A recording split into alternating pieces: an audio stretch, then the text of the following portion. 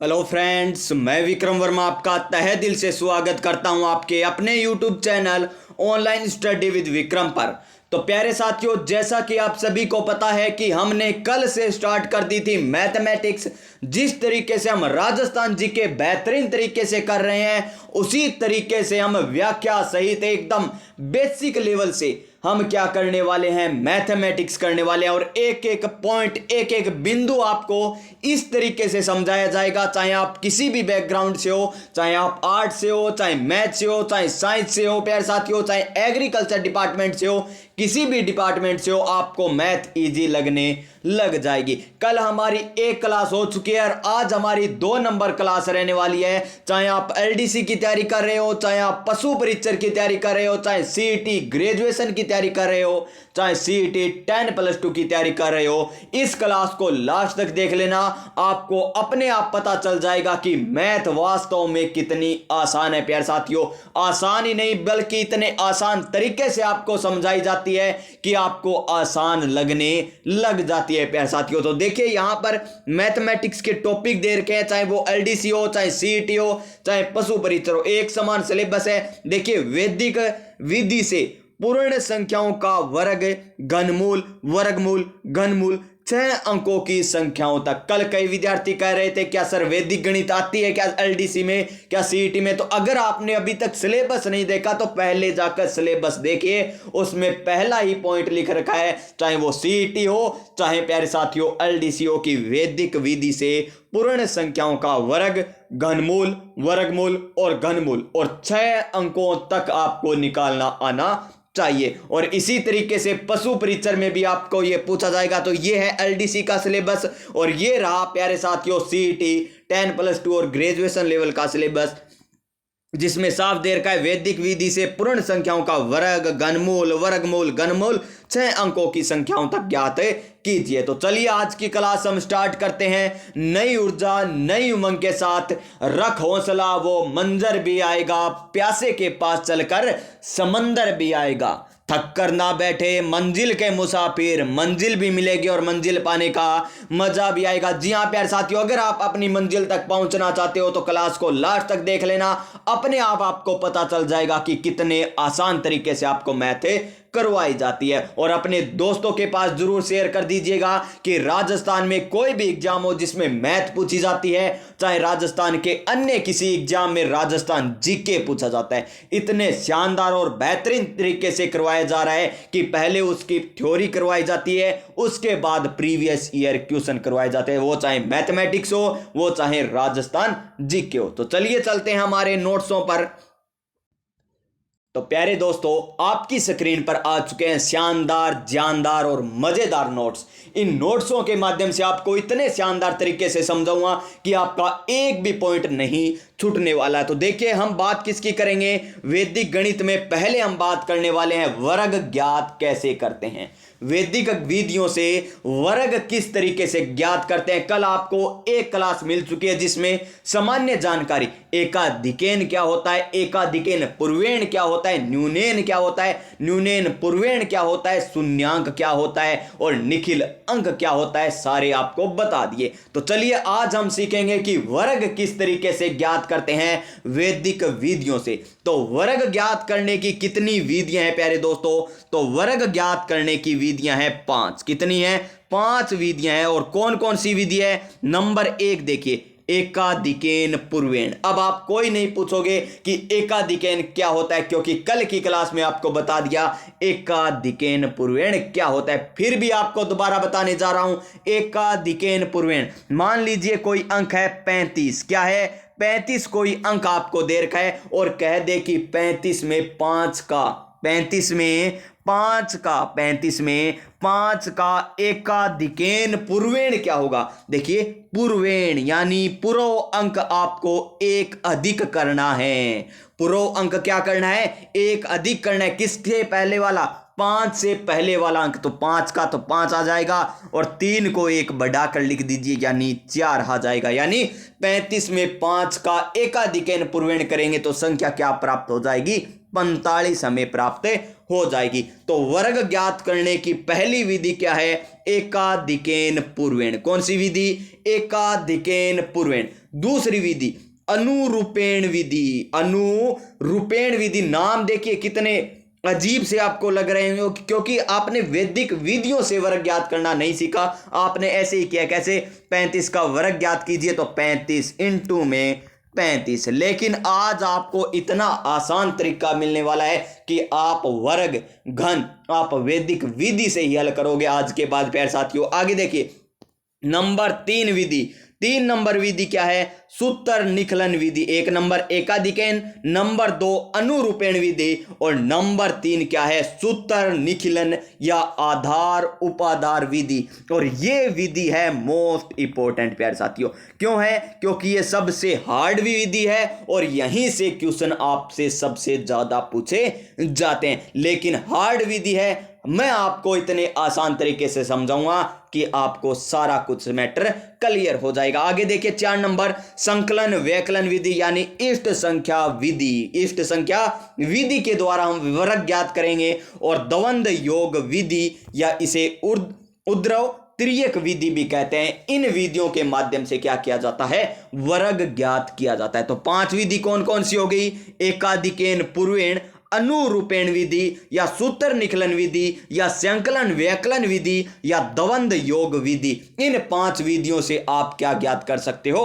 वर्ग ज्ञात कर सकते हो। तो चलिए चलते हमारी नंबर 1 विधि पर। सबसे आसान विधि जिसे कहते हैं एकाधिकेन पूर्वेण विधि। कौन सी?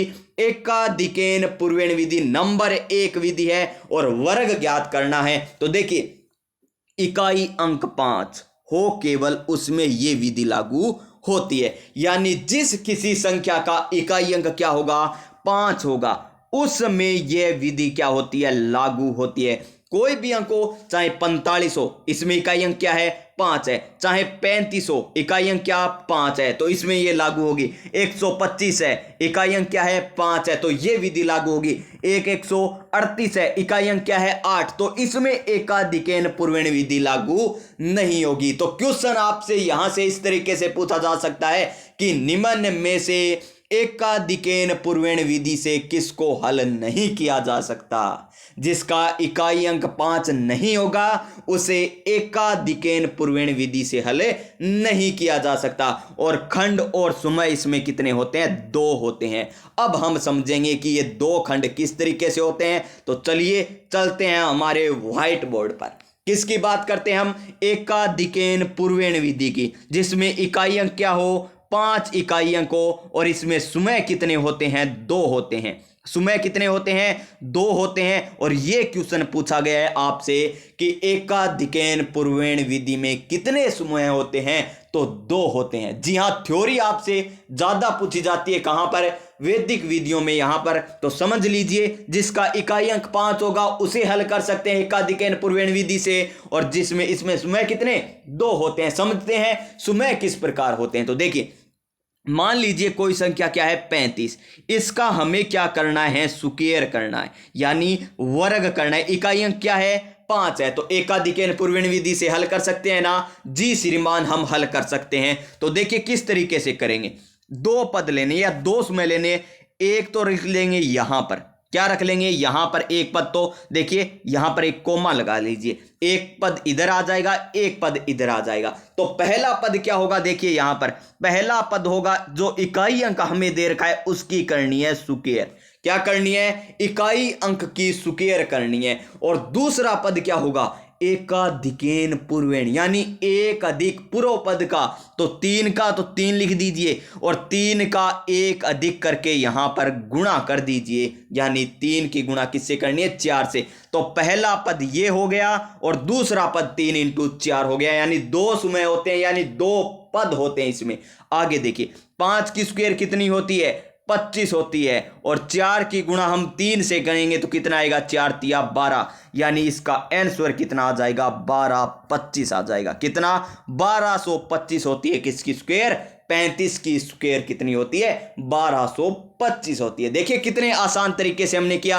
अब देखिए और एग्जांपल आपको मैं बताता हूं, अब आपको अच्छे तरीके से समझ में आएगा। जैसे 45 ले लिया, 45 लिया तो 5 की स्क्वायर कितनी? 25 और 4 का अगला अंक क्या आता है 5, तो 4 की 5 से गुणा कीजिए, 4 पंजा 20 यानी 20 25 हो जाएगी 45 की स्क्वायर। अब इसी तरीके से हमें किसकी करनी है 65 की स्क्वायर करनी है। तो इकाई अंक क्या 5, तो 5 की स्क्वायर कितनी 25 और 6 का अगला पद क्या होता है 7, 6 का अगला अंक क्या होता है 7, तो 6 की गुणा 7 से कर दीजिए यानी 7 छिक्का 42, तो 65 की स्क्वायर कितनी हो जाएगी 4225 हो जाएगी। इसी तरीके से अगर आपको दे दे 85 की स्क्वायर ज्ञात कीजिए, किसकी 85 की स्क्वायर ज्ञात कीजिए, तो 5 की स्क्वायर कितनी 25 और 8 का अगला अंक कितना होता है 9, तो 8 और 9 की क्या कर दीजिए गुणा, और 8 निम्न कितने होते हैं श्रीमान 72 होते हैं, तो 7225 हो जाएगी इसकी स्क्वायर। किसकी 85 की स्क्वायर 7225 होती है, 65 की स्क्वायर 4225 होती है, 45 की स्क्वायर 2025 यानी 2025 होती है। देखिए कितने आसान तरीके से हो रहे हैं हल। अगर आप इसे सामान्य विधियों से करते हैं तो किस प्रकार करते 85 की स्क्वायर करनी है, इससे हम करते 85 की गुणा, फिर क्या करते 5 5 25 2 हासिल 8 5 40 और 2 42 425, फिर 8 की गुणा करते 8 5 40 4 हासिल 8 8 64 64 और 4 कितने होते हैं 68 होते हैं। अब आप इनको जोड़ते तो 5 2 और देखिए 8 और 4 कितने होते हैं 12 होते हैं और 6 1 7, तो 72 25 ऐसे आ रहे हैं। और हम वैदिक विधि से करें तो देखिए 5 की स्क्वायर 25, 8 का अगला अंक 9 और 8 निम 72 72 25। देखिए कितने समय में हमने वर्ग निकाल दिया, वैदिक विधि से मात्र सेकंडों में हल कर दिया। किस तरीके से आपको समझाए, अगर आपको यह विधि समझ में आ गई तो लाइक कर दीजिए इस क्लास को और अपने दोस्तों के पास शेयर कर दीजिए, क्योंकि प्यारे साथियों वैदिक विधि से वर्ग ज्ञात करने की पहली विधि एकदम कंप्लीट हो चुकी है। अब चाहे आपको कितनी भी बड़ी संख्या दे दे, चाहे आपको दे दे 125 की स्क्वायर कितनी होती है, 125 की स्क्वायर पूछे तो 5 की स्क्वायर 25 होती है और 12 का अगला अंक क्या होता है 13 होता है, और 13 और 12 की गुणा कीजिए तो 13 दूनी होते हैं 26 2 हासिल और 13 और 2 15 यानी ये हो गई 125 की स्क्वायर। 156 25 यानी 15,625 हो जाएगी इसकी स्क्वायर। एकाधिकेन पूर्वेण विधि से अगर आपको वर्ग ज्ञात करना आ गया तो इस क्लास को लाइक कीजिए, एक विधि आपकी एकदम कंप्लीट हो चुके। अब आपसे पूछ ले कि एकाधिकेन विधि से किनका वर्ग किया जा सकता है, जिनका इकाई अंक क्या हो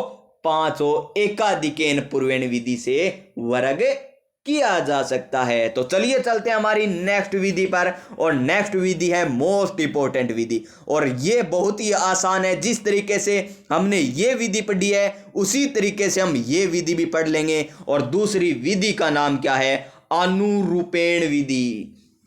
कौन सी विधि अनुरूपेण विधि इस विधि का नाम है। और देखिए 2 अंकों की संख्याओं के लिए यह विधि काम में ली जाती है। तो देखिए जिसमें क्या पढ़ी हमने, 1 नंबर विधि एकाधिकेन पूर्वेण विधि पढ़ी, उसमें क्या था इकाई अंक 5 होना चाहिए, चाहे अंकों की संख्या कितनी हो, वो चाहे अंकों की संख्या 4 हो 5 हो 6 हो 7 हो 8 हो कितनी भी हो, चाहे हम 125 का भी स्क्वायर ज्ञात कर सकते थे, 111,425 का भी स्क्वायर हम ज्ञात कर सकते थे, किससे एकाधिकेन पूर्वेण विधि से। और क्या शर्त थी उसकी कि इकाई अंक 5 होना चाहिए। और अन्ना नहीं अनुरूपेण विधि की क्या विशेषता है कि इसमें अंकों की संख्या अधिकतम कितनी होनी चाहिए 2 होनी चाहिए। अंकों की कितनी होनी चाहिए संख्या अधिकतम 2 अंकों की होनी चाहिए। और खंड कितने होते हैं इसमें, खंड होते हैं 3, यानी पद आपसे पूछ ले तो कितने होते हैं 3। तो चलिए इसे हम अच्छे तरीके से फिर समझते हैं बेहतरीन और शानदार तरीके से अनुरूपेण विधि को। किसे अनुरूपेण विधि को समझते हैं तो कितने अंक होते हैं 2 अंक होते हैं। जैसे 2 अंकों की संख्या ले ली हमने 48, ये समझने के लिए 48 की स्क्वायर हमें ज्ञात करनी है। तो देखिए जो पहला अंक है उसे हम क्या मान लेते हैं ए मान लेते हैं, और दूसरा अंक क्या है उसे मान लेते हैं बी। तो देखिए ए बी, यहां पर क्या करना है स्क्वायर, तो ए प्लस बी का स्क्वायर जो होता है वो लिख दीजिए, ए की स्क्वायर ए की स्क्वायर, फिर 2ab और फिर क्या होता है बी स्क्वायर। देखिए a प्लस बी की स्क्वायर होती है तब इसी तरीके से लिखते हैं ना, A square plus 2ab plus B square. देखिए यहां पर बीच में प्लस का निशान नहीं है तो यहां भी प्लस का निशान नहीं लगाना, तो यहां पर कोमा लगा दीजिए या इस तरीके से आप लाइन खींच दीजिए। तो कितने पद हो गए, नंबर 1 पद ये रहा, नंबर 2 पद ये रहा, नंबर 3 पद ये रहा, यानी कितने पद हो गए, 3 पद होते हैं। कौन सी विधि में, अनारूपेण विधि में कितने पद होते हैं, 3 पद होते हैं। और एकाधिकेन पूर्वेण विधि में कितने पद थे, 2 पद थे। अब आपको समझ में आएगा कि किस तरीके से इसको हल किया जाता है। तो देखिए हम किस तरीके से हल करते हैं इसको। तो देखिए पहले मैं ये साफ कर लेता हूं यहां से। तो देखिए हमें किसकी स्क्वायर करनी है, 48 की स्क्वायर करनी है। किसकी, 48 की स्क्वायर करनी है। तो करिए 48 की स्क्वायर। तो देखिए 48 की स्क्वायर करते हैं हम अनारूपेण विधि से। तो देखिए ए कितना है, 4, तो यहां लिख दीजिए 4 की स्क्वायर, फिर ऐसे लगा लीजिए कोमा, फिर 2, ए का मान कितना 4, 8 का मान, बी का मान कितना 8 और यहां लिख दीजिए बी की स्क्वायर यानी 8 की स्क्वायर। ये हो गई। आगे देखिए दूसरा पद हम किस प्रकार करेंगे। तो 4 की स्क्वायर कितनी होती है, 16 होती है। फिर देखिए इसकी गुणा 8 दूनी 16, 16 चौके 64 होते हैं, तो 64 लिख दीजिए। और 8 कितने होते हैं, 64, यानी 8 की स्क्वायर कितनी होती है, 64 होती है। अब देखिए अब यहां सब कुछ समझने वाला पॉइंट है। जितना भी आपको बताया सबसे ज्यादा समझने वाला पॉइंट यहीं पर आता है। देखिए पहला देखिए 4 लिख दीजिए यहां पर, फिर ये क्या है 6, तो 6 हासिल यहां पर क्या करना है, आपको जोड़ देने हैं। क्या करना है, जोड़ देना है। 64 और 6 कितने होते हैं, 70 होते हैं। कितने होते हैं, 70। अब हासिल कितनी आ गई, 7, और ये 7 हासिल आगे जोड़ दीजिए। 16 और 7 कितने होते हैं, 16 और 7 होते हैं 23, यानी 23 4 आ जाएगा इसका आंसर। तो आपको अच्छे तरीके से समझ में आ गया होगा कि किस तरीके से इसकी हम स्क्वायर करते हैं। और आपको एकाधिकेन विधि और अनारूपेण विधि आपको बता दी प्यारे साथियों। कौन सी, अनुरूपेण विधि, अनुरूपेण विधि आपको बता दी। 2 विधियां आपको बता दी और दोनों ही बिल्कुल आसान तरीके से बताइए। लेकिन हम एग्जाम्पल और करेंगे, हम क्या करेंगे, एग्जाम्पल और करते हैं। तो देखिए दूसरा एग्जाम्पल हम लेते हैं, तब आपको और अच्छे तरीके से समझ में आएगा। जैसे मान लीजिए हमने एग्जाम्पल ले लिया, क्या ले लिया, जो आपको आता है वो एग्जाम्पल लीजिए। हमको पता है कि 13 की स्क्वायर कितनी होती है, वो लीजिए, ताकि आपको पता चले कि हम बिल्कुल सही कर रहे हैं। तो 13 की स्क्वायर आप सभी को पता है कितनी होती है, 169 होती है। कितनी, 169 होती है। तो देखिए अनुरूपेण विधि से हम किस तरीके से करेंगे। तो 1 का स्क्वायर कर दीजिए यहां पर, यानी ए की स्क्वायर। फिर क्या करना है, 2 ए कितना 1, फिर बी यानी 3। यहां पर क्या करना है, हमें 3 की स्क्वायर करनी है। ये लीजिए 3 की स्क्वायर। आगे देखिए 1 की स्क्वायर 1 होती है, 3 दूनी 6 हो जाएगी, और यहां पर 3 तिया 9। तो देखिए आगे हल करेंगे, 9 का 9, फिर हासिल नहीं है तो 6 का 6, फिर हासिल नहीं है तो 1, तो 169 हो गया इसका सही आंसर। तो देखिए आपको 1 से 30 तक तो स्क्वायर अगर आपको याद है ना, फिर तो आपको कौन सी भी विधि नहीं लगानी। लेकिन प्यारे साथियों एग्जामिनर भी बड़ा चालाक हो चुका है अब, और पूछा क्या जा सकता है। देखिए एग्जामिनर द्वारा पूछा जाता है कि 13 का वर्ग अनुरूपेण विधि से ज्ञात करने पर दूसरा पद क्या होगा, दूसरा पद क्या होगा। और दूसरा पद क्या है, यहां पर देख लीजिए दूसरा पद है 6। दूसरा पद क्या है, 6 है। और इसी तरीके से एग्जामिनर पूछता है। चलिए और एग्जाम्पल हम देखते हैं अनुरूपेण विधि का। अब मान लीजिए आपको एग्जाम्पल दे दिया, क्या आपको एग्जाम्पल दे दिया 68। क्या दे दिया, 68 दे दिया। 68 की आपको स्क्वायर करनी है अनुरूपेण विधि से। आपको कह दिया कि 68 की क्या संख्या 68 की अनुरूपेण विधि से दूसरा पद क्या होगा। हमें क्या ज्ञात करना है, दूसरा पद ज्ञात करना है क्या होगा। और साथ ही हमें निकाल लेते हैं क्या, इसका वर्ग भी निकाल लेते हैं। तो देखिए 6 की स्क्वायर, पहला ए की स्क्वायर, फिर क्या करना है 2ab, 2 इंटू में 6 इंटू में 8, ये लीजिए। फिर बी की स्क्वायर क्या करनी है, 8 की स्क्वायर। तो लीजिए यहां पर 6 की स्क्वायर 36, और यहां पर गुणा कीजिए 8 दूनी 16, 16 चौके 16 छिके करना है हमें। तो 6 छिका 36 होते हैं, और 6 की गुणा 1 से 6 3 9, यानी 16 छिके 96 होते हैं। और 8 64 हो गए, 8 64 हो गए। तो आगे देखिए अब हमें क्या पूछा था कि 68 संख्या का अनारूपेण विधि से दूसरा पद क्या होगा, दूसरा पद क्या होगा, तो दूसरा पद ये रहा आपकी स्क्रीन पर। क्या है दूसरा पद? 96। तो इसका आंसर क्या हो जाएगा? 96 हो जाएगा। अगर आपको 68 का स्क्वायर पूछते, 68 का वर्ग पूछते, तो आगे हम हल किस प्रकार करते, देखिए 4 का 4 लिख लेते हैं, फिर देखिए 6 इसमें हासिल जोड़ देते हैं, और 96 और 6 कितने होते हैं? 102 होते हैं। 10 अंश सिलाई और 10 इसमें जोड़ दीजिए, यानी 4604 इसका सही आंसर आ जाएगा। 4604 इसका आंसर आ जाएगा किसका? 68 की स्क्वायर का, 68 की स्क्वायर का। तो प्यारे दोस्तों, एक बार मैं आपको बता देता हूं कि अब तक हमने वर्ग ज्ञात करने की 2 विधियां देख ली है। नंबर 1 विधि हमने क्या देखी? एक नंबर विधि देखी एकाधिकेन, क्या?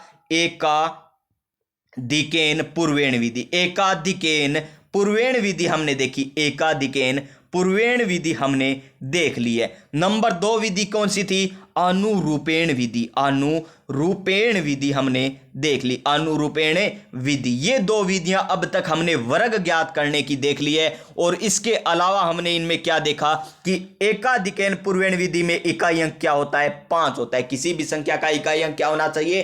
5 होना चाहिए। वो संख्या कितनी भी बड़ी हो, इकाई अंक 5 होना चाहिए। और इसमें पदों की संख्या कितनी थी? 2 पदों की संख्या थी। उसके बाद देखिए अनुरूपेण विधि की बात करें तो इसमें संख्या में अंकों की संख्या कितनी? 2 अंक ही होने चाहिए, जैसे 48, 47, 45, 46, 44। हाँ, इसमें 45 भी आ सकता है, अनुरूपेण विधि से 45 भी हो सकता है। जिसका इकाई अंक 5 हो वो भी हम इसमें ले सकते हैं। क्या है? जिसमें 2 अंक होंगे ना, वो ले सकते हैं हम। 10 भी ले सकते हैं, 10 से लेकर 99 तक कोई भी अंकों की संख्या का वर्ग हम अनुरूपेण विधि से ज्ञात कर सकते हैं। 9 का अनुरूपेण विधि से नहीं कर सकते, नहीं हम 100 का कर सकते हैं अनुरूपेण विधि से। ये इसकी कुछ विशेषताएं हैं। 2 अंकों की होनी चाहिए, और इसमें पद, चरण या कहते समय या कहते खंड कितने हैं? तो 3 खंड होते हैं, 3 पद होते हैं या 3 समय में होते हैं। और कौन कौन से?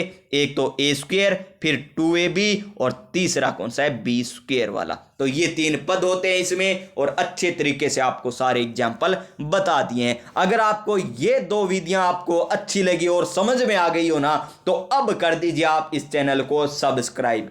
पहली समझ में आई तब लाइक किया था आपने, और अब समझ में आ गई तो इस चैनल को कर दीजिए सब्सक्राइब। और तीसरी विधि अगर आपको समझ में आ जाए, तब आपको क्या करना है? जो पेज में बेल आइकन है ना, उसे दबा देना, ताकि आने वाली प्रत्येक विधियां, आने वाली प्रत्येक मैथ की क्लास, आने वाली राजस्थान जीके की प्रत्येक क्लास आपको मिल सके प्यारे साथियों। चलिए चलते हैं हमारी नेक्स्ट विधि पर। और यहां पर देख लीजिए एग्जांपल, यहां पर क्या था? 23 की स्क्वायर थी। देखिए 2 की स्क्वायर, 2 इंटू में ए इंटू में बी, और 3 की स्क्वायर, 3 की स्क्वायर 9, और 4 तिया कितने होते हैं? 12 होते हैं, और 2 दूनी 4 होते हैं। 9 आ गया, और 9 यहां पर 2 आ गया, एक हासिल इधर जोड़ दीजिए, 529 इसका आंसर आ गया। तो ये थी एकाधिकेन विधि और अनुरूपेण विधि। अब हम बात करते हैं नंबर 3 विधि की। और नंबर 3 विधि से पहले देख लीजिए मोटिवेशन। मंजिल मिले ना मिले ये मुकद्दर की बात है, मंजिल मिले या ना मिले ये मुकद्दर की बात है। हम कोशिश भी ना करें ये तो गलत बात है ना प्यारे साथियों। हम कोशिश भी ना करें कि मैथ आती नहीं है, आती नहीं है, ये कहते जाएं आती नहीं है, आती नहीं है, और निकाले भी नहीं, तो आएगी कैसे प्यारे साथियों? जब तक आप मैथ को निकालोगे नहीं, तब तक आपको मैथ आएगी नहीं प्यारे साथियों। तो ये मुकद्दर की बात है कि हम कोशिश भी ना करें, और ये गलत बात है। मंजिल मिले या ना मिले ये प्यारे साथियों। आगे देखिए संकलन व्यकलन विधि। कौन सी विधि? संकलन व्यकलन विधि। और इसमें हम क्या करेंगे? एक इष्ट संख्या का निर्धारण करेंगे। क्या करेंगे? इष्ट संख्या। और ये इष्ट संख्या क्या है? चलिए आपको बताता हूं इष्ट संख्या क्या है। संकलन व्यकलन विधि में इष्ट संख्या की जरूरत पड़ेगी, और ये इष्ट संख्या है क्या? चलिए समझते हैं इष्ट संख्या को। तो वह न्यूनतम संख्या है। इष्ट संख्या क्या है? वह न्यूनतम संख्या है जिसको जोड़ने अथवा घटाने पर शून्यान्त संख्या बन जाए। क्या बन जाए? शून्यान्त संख्या बन जाए। गुरुजी की समझ में कौन आयो? केस बात बोलिए थे, लेकिन अब आओगी नहीं थारे समझ में। आ देखो ओ आयो आपनो व्हाइट बोर्ड है, और आ बताई थाने बढ़िया सी बात। देखिए कोई भी संख्या है, मान लीजिए आपको संख्या दे दी 47। क्या दे दी? 47। अब इसमें कितना जोड़ा जाए?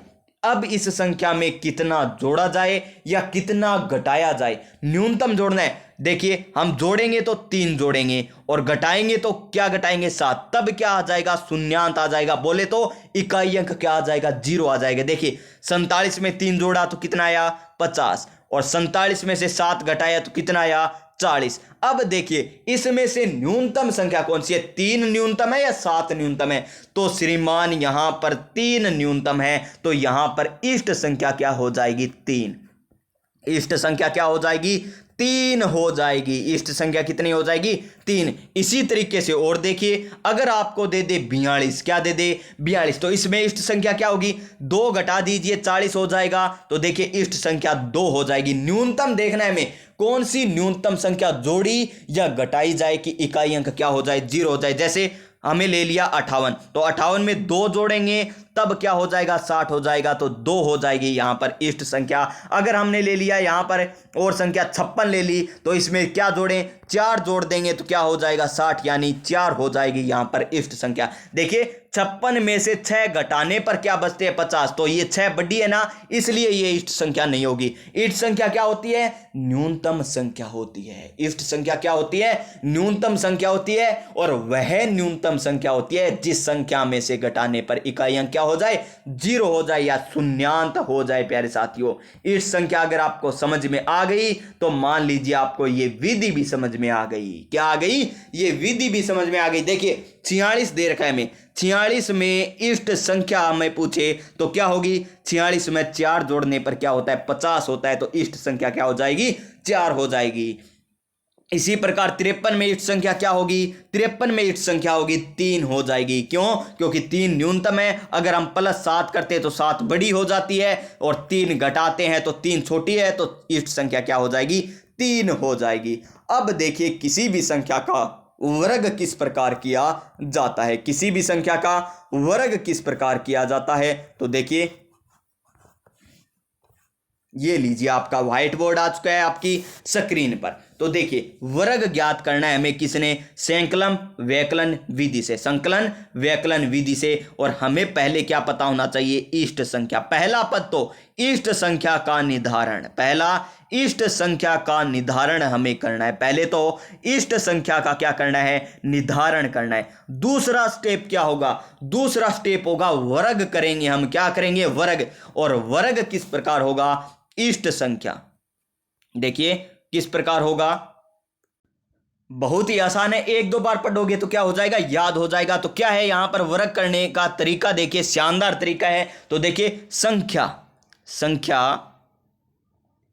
प्लस में, संख्या प्लस में क्या करेंगे हम इष्ट संख्या करेंगे। संख्या कोई भी संख्या है उसके प्लस में क्या कर देंगे इष्ट संख्या कर देंगे। साथ में क्या करेंगे गुणा किसकी कराएंगे संख्या माइनस इष्ट संख्या, माइनस इष्ट संख्या, और प्लस में क्या कर देंगे इष्ट संख्या का स्क्वायर, इष्ट संख्या का स्क्वायर कर देंगे। बस इस तरीके से हम क्या करेंगे वर्ग ज्ञात कर लेंगे। तो चलिए ये अगर आपको समझ में नहीं आया, जब आप एग्जाम्पल करोगे ना तो अपने आप समझ में आ जाएगा आपको। तो देखिए नंबर 1 एग्जाम्पल हम लेते हैं, पहले छोटा एग्जाम्पल ले लेते हैं। क्या लेते हैं 23 ले लेते हैं। एग्जाम्पल नंबर 1 23 ले लिया हमने कि 23 का वर्ग ज्ञात करना है हमें, और कौन सी विधि से संकलन व्यवकलन विधि से, संकलन व्यवकलन विधि से हमें ज्ञात करना है। तो देखिए सबसे पहले इष्ट संख्या का निर्धारण कीजिए।